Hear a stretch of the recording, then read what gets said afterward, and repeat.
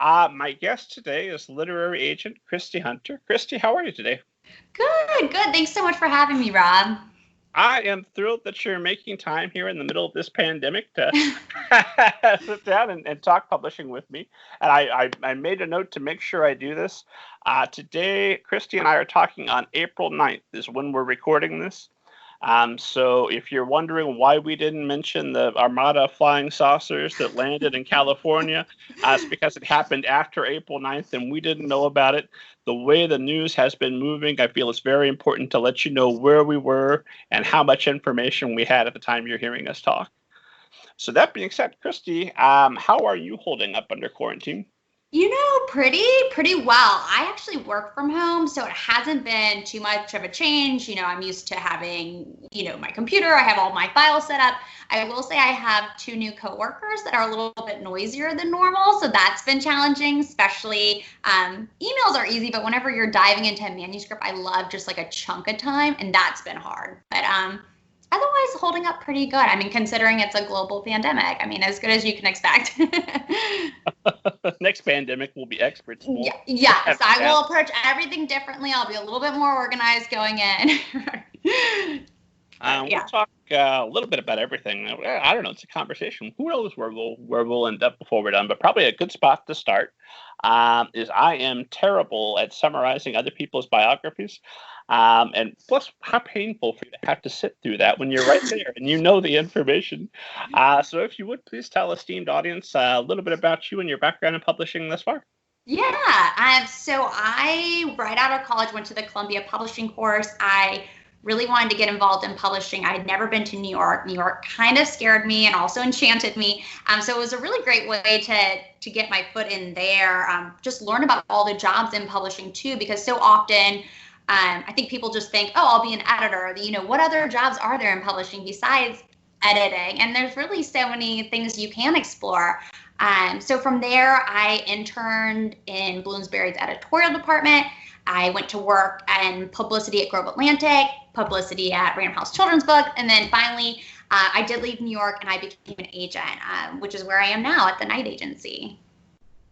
There's a lot to unpack there. Right. Start in the world prior to the big move to New York.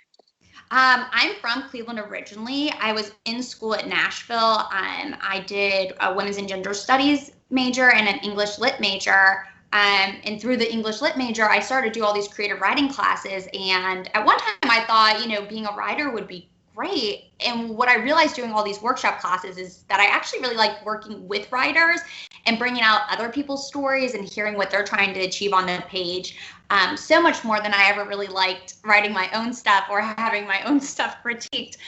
So right away I was like, maybe this is something I could do with stories. And I went to the Columbia Publishing course thinking I would want to be an editor, and I end up having my career, take me in a completely different direction, or completely is probably a strong word, a slightly different direction from there. But yeah.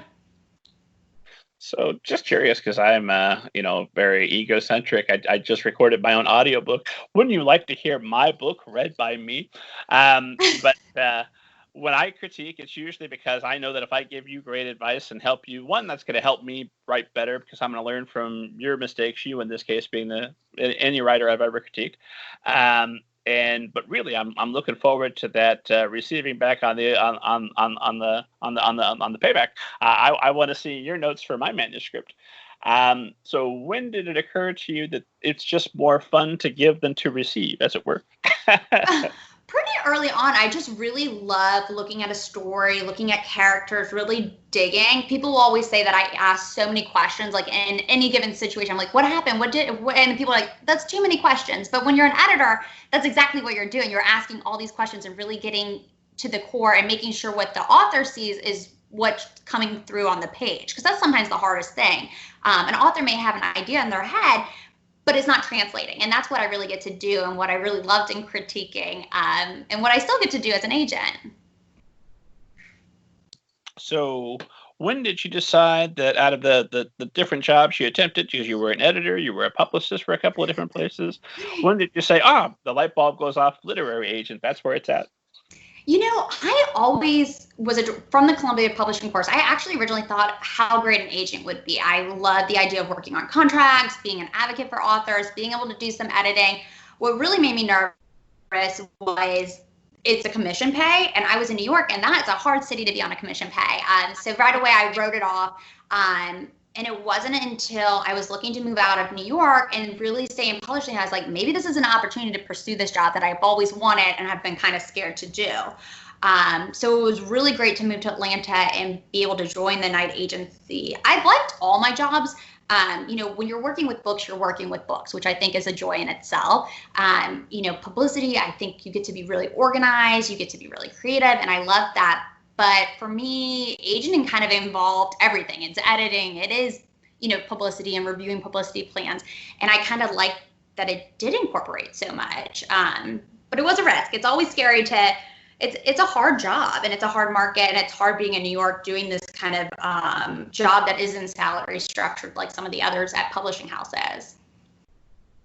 Well, that's something that I'm a little bit hopeful. I've been banging this drum for a while. Esteemed audience is probably tired of hearing me talk about it.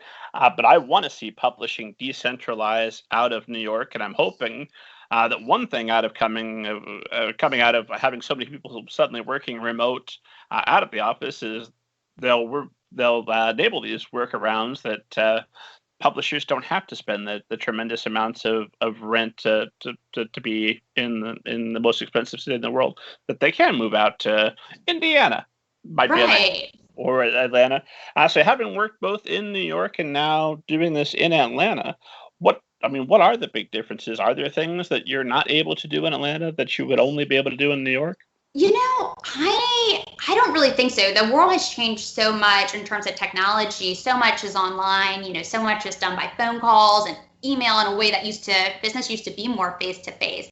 I will say I go up to New York a couple times a year to get those face-to-face meetings. I personally love them. I don't think you need to have them. I think a lot can be achieved, by a phone call. But I always say, agents in New York, they maybe do a lunch a week, a lunch here. My schedule is like 8 a.m. to 8 p.m., coffee, lunch, coffee, drink, coffee, so I kind of just pack my little FaceTime visits a little bit closer together.